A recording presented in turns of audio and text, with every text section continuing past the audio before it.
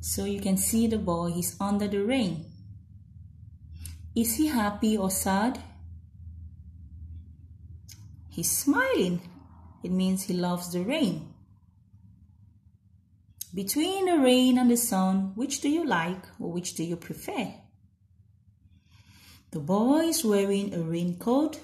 What's the color of his raincoat? Yellow. What's the color of your raincoat? Do you have a raincoat? And he's wearing his red rain boot.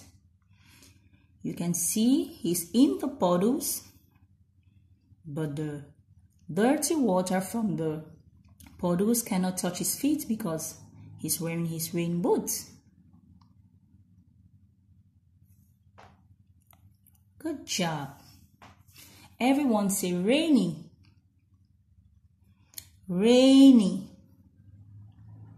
So we've learned sunny and now we are learning rainy weather. Rainy. Good job. So what kind of clothes will you wear when going outside when it's rainy? You need a pair of boots, rain boots. You need your raincoat. You need your umbrella. Repeat after me. Rain boots, raincoat, and your umbrella. Good job.